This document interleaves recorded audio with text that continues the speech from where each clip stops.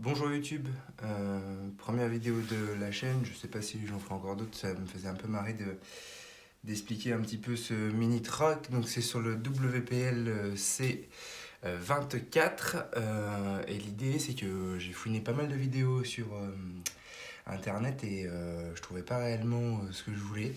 L'idée c'est que moi j'ai des batteries 3S qui me restaient de mes précédents drones, donc je voulais les intégrer dedans parce qu'en fait elle rentre à l'arrière pile poil dans le petit réceptacle et j'avais vraiment pas envie de enlever quoi que ce soit à l'intérieur du truck, donc il a fallu que je trouve des solutions.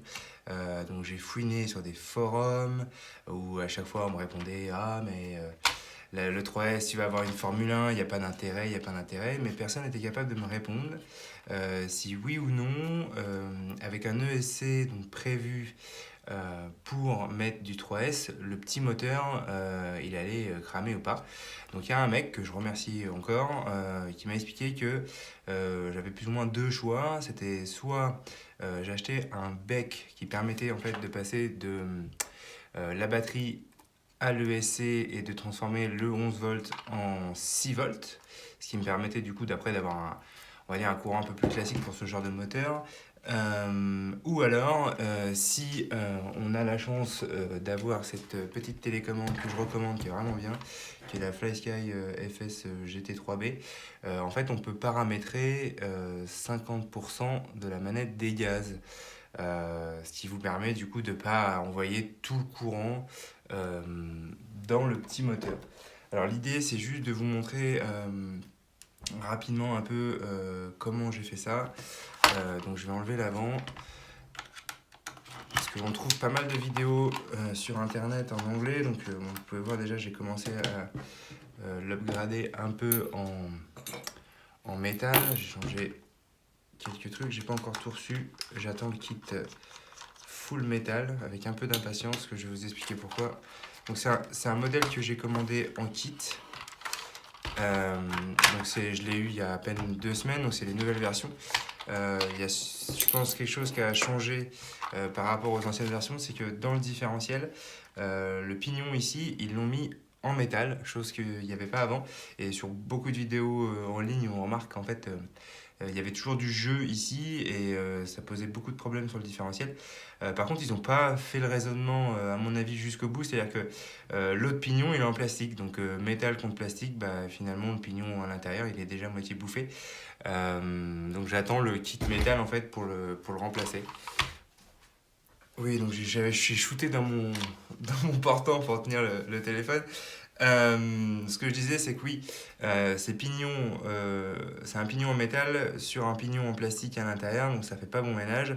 Donc l'idée, c'est de commander le kit métal et de mettre métal sur métal avec pas mal de graisse, et du coup, ça devrait bien fonctionner. Donc ce que je voulais vous expliquer pour pouvoir mettre de la 3S.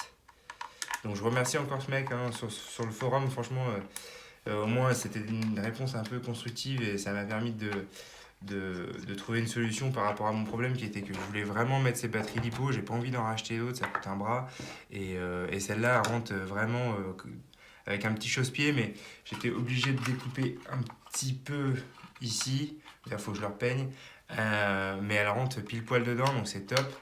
Donc pour pouvoir faire ça et pouvoir faire tout mon montage électronique sur la version kit, hein, l'idée c'est que déjà, j'ai commandé un cerveau en métal qui est conseillé pour le WPL. Alors, il n'a pas l'air si bien que ça. Je crois que j'ai même l'impression que la version qui est donnée avec le kit est un peu mieux.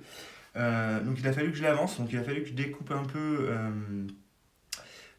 les butées de cerveau pour pouvoir l'avancer un petit peu. Ce qui m'a permis, en fait, après, de pouvoir mettre mon récepteur de la FlySky à l'envers avec les câbles en dessous.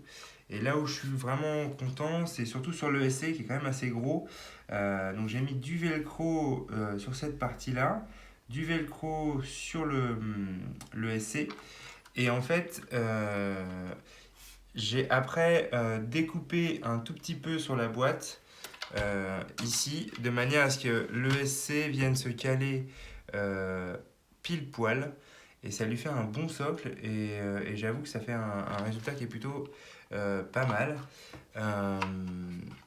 Après, l'idée, c'est que, bon, je pense que je viendrai intégrer j'ai déjà les LED étaient donnés avec le kit, donc je pense que je viendrai intégrer le reste du kit LED.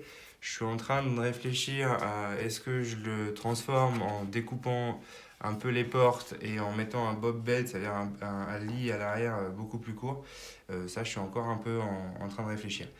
Euh, Pourquoi j'ai choisi ce truck? C'est mes tout débuts dans le modélisme. Euh, En fait, le raisonnement était que j'aurais très bien pu acheter un Axial ou alors un Traxxas, mais ça coûte entre, on va dire, 350, 400 euros si on veut la télécommande et tout ça, jusqu'à 600, voire même beaucoup plus. Et en fait, je crois que ce qui, moi, m'intéresse le plus, c'est de pouvoir en fait bricoler ces petits engins, changer un peu l'électronique, changer aussi un peu la carrosserie, les peindre et tout ça. Et pour ça, j'avais besoin d'outils. Donc, je me suis dit qu'en fait, c'était peut-être plus intéressant d'acheter des outils au début. Donc, j'ai acheté un fer à souder, une petite Dremel et des choses comme ça. Euh, et d'acheter deux petits trucks dont on sait qu'ils sont ultra customisables, c'est-à-dire qu'il y a plein de pièces partout sur Internet pour les upgrader et puis en faire des trucs qui sont un peu sympas, plutôt que d'acheter un gros truc. Alors, peut-être qu'un jour, j'investirai dans un plus gros truck, je sais pas encore lequel, mais ça c'était un peu le raisonnement au début. Après, pour passer sur la barre Pennard, en fait, en allant fouiner sur des forums, euh, il a fallu que j'essaie de comprendre un peu le principe de la barre Pennard, qui est en fait que, vous allez le voir sur les photos, l'idée est que quand j'appuie complètement sur les roues de mon petit truck, vous pouvez voir que maintenant elle reste complètement droite, qui avant, en fait, quand j'appuyais, elles avaient tendance à tourner à droite. Donc en fait, ça change complètement la direction et c'est top, ça vous permet quand vous êtes en train de faire un peu de franchissement de pas avoir les roues qui tournent et franchement pour ça c'est super. Ça a été un peu complexe à faire, je sais pas si j'ai fait la meilleure solution, mais en tout cas c'est une solution qui marche. Donc l'idée est que il a fallu que je perce juste ici pour pouvoir passer une mini vis que j'avais de mon restant de drone et un petit truc en plastique que j'ai collé avec un bout en métal. Donc j'ai tout fait ça artisanalement parlant. Et ici j'ai mis une entretoise aussi, ces deux petites entretoises que j'avais en fait aussi des drones que j'ai vissées par en haut. Normalement le principe c'est que, alors sur internet il y a plein de vidéos qui vous expliquent que en fait il faut que quand vous êtes à mi-course de vos amortisseurs, que c'est les deux points de fixation de la barre pen hard soient à la même hauteur. Ça c'est ce que j'ai fait au début, donc vous pouvez le voir sur la photo. Mais en fait, après pas mal de discussions avec des mecs sur des forums, ils m'expliquaient qu'en fait, ça vaut le coup quand on n'a pas de cerveau de direction comme nous ici sur les modèles réduits. Donc en fait, le plus important, c'est plutôt d'essayer d'être le plus parallèle possible avec cette ligne-là, ce que je suis en train de vous montrer aussi sur la photo.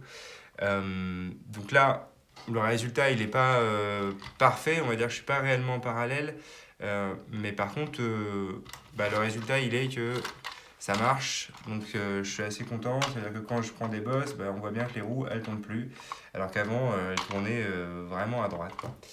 Donc voilà pour cette première petite vidéo. Voilà, l'idée c'était de vous montrer un peu le WPL C24. Il n'y a pas beaucoup de vidéos en français, j'ai vu sur YouTube, donc je me suis dit je vais en faire une. Peut-être que je ferai des vidéos en anglais de temps en temps, je sais pas trop encore, je verrai. Si vous avez des questions, n'hésitez pas à les mettre dans les commentaires. Si vous voulez en savoir un peu plus, l'idée c'est que je vais mettre tous les liens dans la description, comme ça c'est quand même beaucoup plus simple, parce qu'il y a beaucoup de vidéos, les mecs ils montrent des trucs, mais finalement on ne sait pas où aller les chercher. Donc je mets tous les liens de tout ce que j'ai acheté et ce que j'ai trouvé dans la description. Et puis je vous souhaite une bonne année.